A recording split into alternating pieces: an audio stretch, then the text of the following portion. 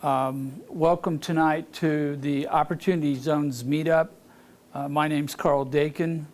I am the host and presenter of this particular event and this program, and I'll be sharing some more information about myself and a program and other things that are going on.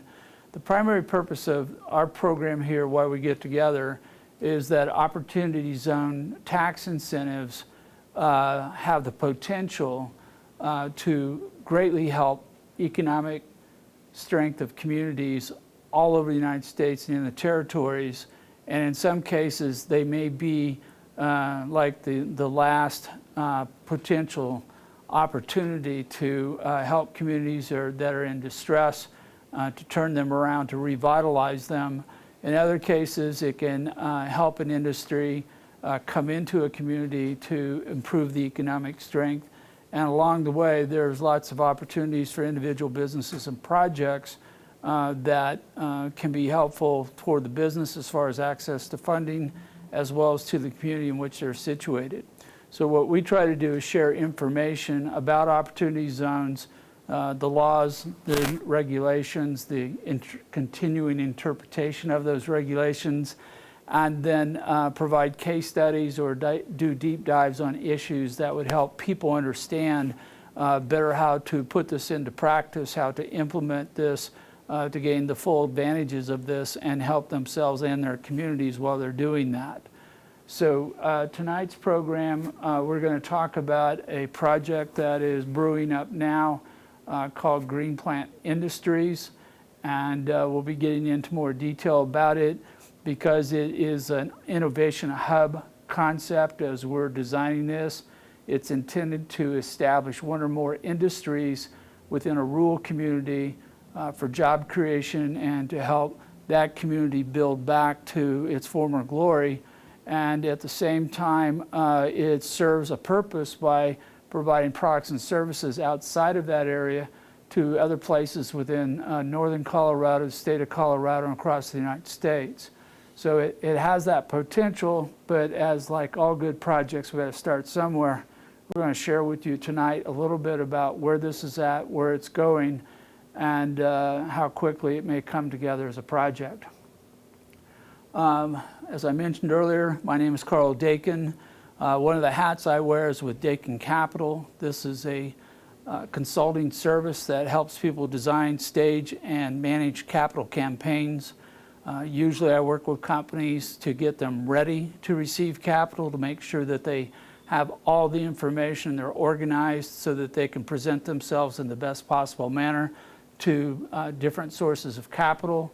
And I also work with leadership of projects like the one we're going to talk about tonight, and help businesses generally raise capital from any source.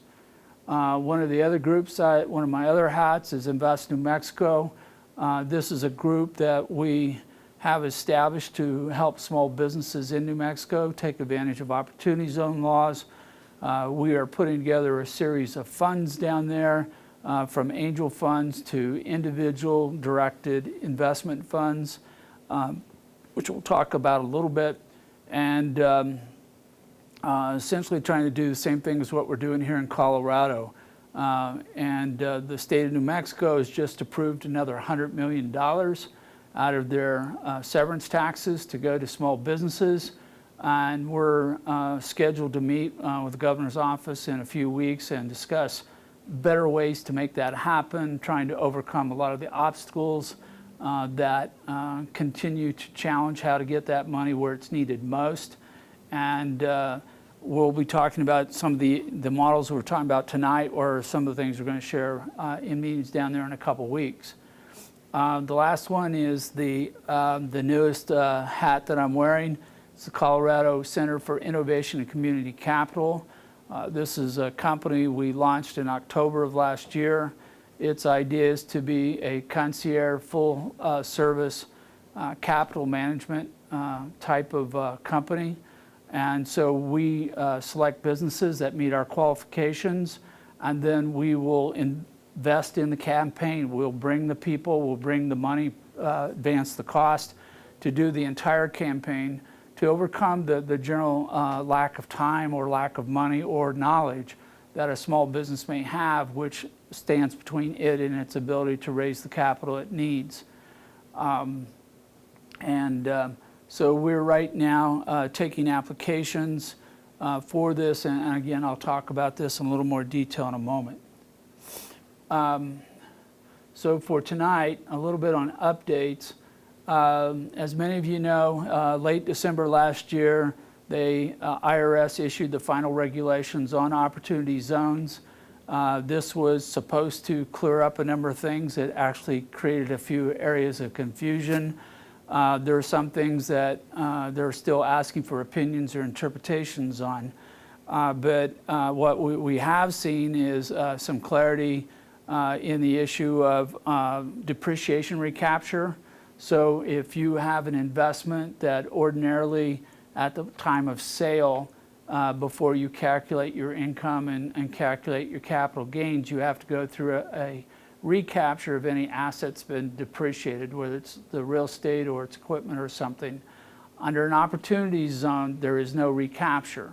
So it's one of the additional benefits. So when you're calculating through what your net return on investment is in an opportunity zone, this is an advantage over other programs that are out there, whether they're a 1031 at the end of a cycle there, or you're dealing with some other mechanism.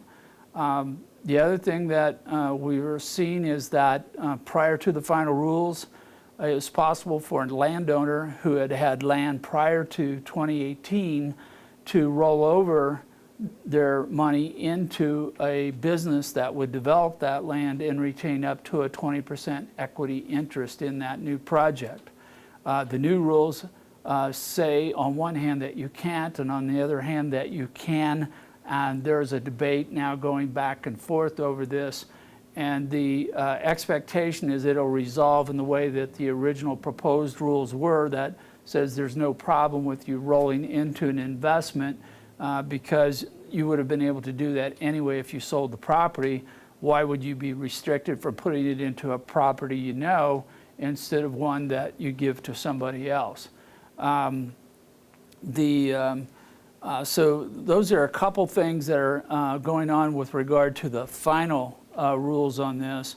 One of the other things is legislation has been presented that would allow states to modify the census tracts. Each state at the time that the law was enacted had about 3 months in early 2018 to pick those census tracts in its state which it was going to designate as an opportunity zone. Some of the states worked very, very hard, like Colorado, to determine which would be the best tracts to give us the most economic potential, and some states didn't do such a good job. And so as a consequence, some states, there are areas designated as opportunity zones and nobody can do anything with them. So right now, this legislation is going to maybe give some of the states a do-over type of capability there, which could impact some people. The old ones will be grandfathered in, but we may see some additional tracts designated in order to get better use of the statute. Then this is a census year, so you'll see the state of Colorado has a huge budget for helping people register everybody in the state. It's expected that if we register everybody here who's a citizen or near citizen or qualifies as a semi-citizen, that we may get another seat in Congress. And so the state's going to work very hard to get that word out. But at the same time, it's going to change all the census tracts. So the census tracts can shift as a consequence of the census. I don't know exactly what the time frame on that is, but somewhere in the future, you may see some of these areas that have been designated as opportunity zones expanding or contracting. Again, for those that have done a project already in opportunity zone, you're supposed to be grandfathered in, but we may see some areas open up that weren't previously designated. There's still talk going on about enhancing the reporting requirement. Right now, if you're in an opportunity zone, you're required to file an annual report with the IRS as a fund that provides a very minimal amount of information on the impact of the investment within that opportunity zone fund. It's still expected that's going to be expanded somewhat, so there's more feedback and metrics on how this is working and where it's working better. But that's still being debated back and forth, so it's not clear if and when that's going to happen. With that, I'm going to talk a little bit more about things going on here locally. So the big news is on Monday, we were informed by the state of Colorado within the Colorado Center for Innovation and Community Capital that we had won a contract from the state to provide capital advisory services to 10 rural opportunity zone businesses. And we're working on the contract now, hope to have it signed in the next couple days. And then we're going to announce this in large sense across the state and start a statewide competition to recruit 10 businesses that we think are representative of the small business community in rural areas in opportunity zones. And we're going to help each of them set up and run a capital campaign over the next 6 months. So if you know of a business that you think is ready to raise capital at this time and it's in a rural opportunity zone, please contact us, or you can go directly to the URL here, applycolorado.center, and register your interest in participating in this program. And we will follow up with you and start you through the vetting process to see if you are ready to raise capital and you have all the information together you need to run a successful capital campaign. The next thing is innovation hubs. This is one of the many business models we started working on last year for ways to amplify the outcome of Opportunity Zone project. What we have been finding is that opportunity zones increase your net yield on an investment because you get to waive the taxes on any appreciation at the end of the 10-year hold on the investment. But for some people, that enhancement's not enough. So we've been looking at things that either increase the ROI to the investor or decrease the risk to the investor to make it a more competitive opportunity for an investor to take a look at. And one of these are innovation hubs. And what we're finding is that from a community standpoint, particularly one who's lost one or more of their industries that contribute to their local economic health, they now need to start a brand new industry. And so if it may have been in Colorado, primarily agriculture, mining, or forestry, what else can they now bring into that community and start over?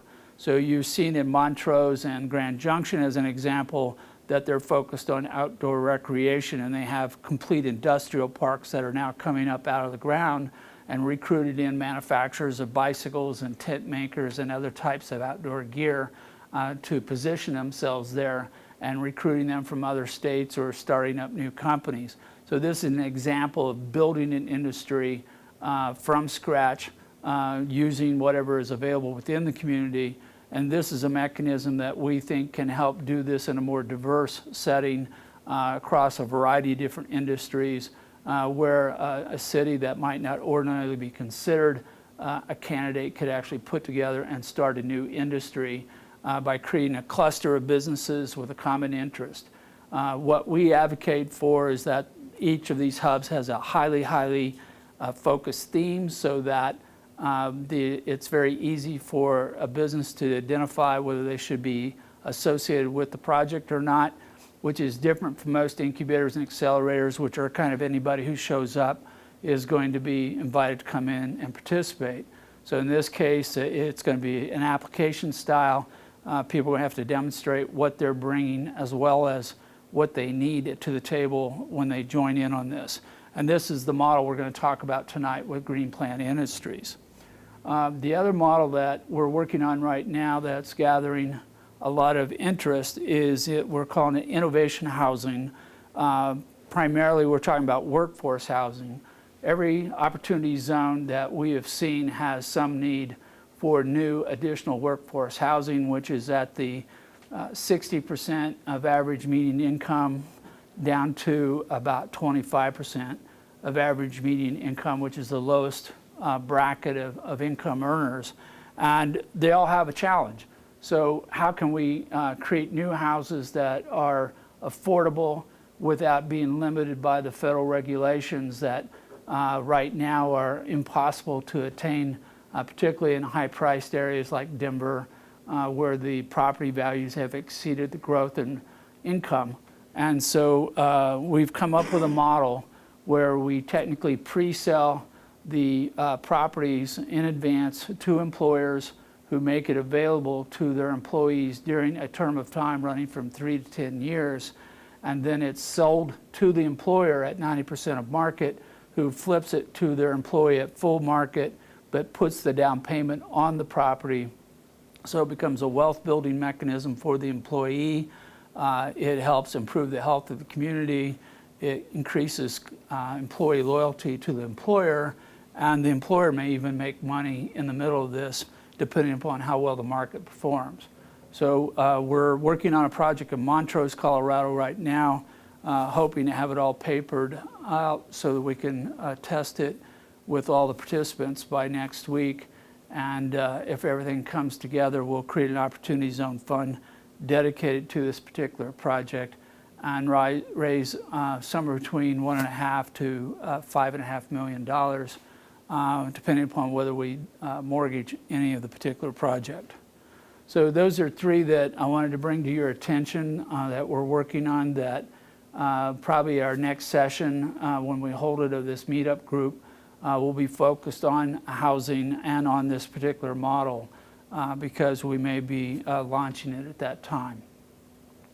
Finally, if you have an Opportunity Zone Fund or a project and you would like to showcase it to the 190 members of this meetup group or to anybody who downloads the YouTube copies of our meetup, you can contact me and we'll give you 5 minutes at the front of the room to go through a short slide deck and talk about your project, what kind of resources you need, what kind of challenges you're facing, and our group will see if we can help you along the way, either by introductions or with some knowledge or something to help move your project forward. So please consider that, and again, if you would like to do a presentation, just contact me at one of the links that's provided within this slide deck. So that ends the first part of tonight's program.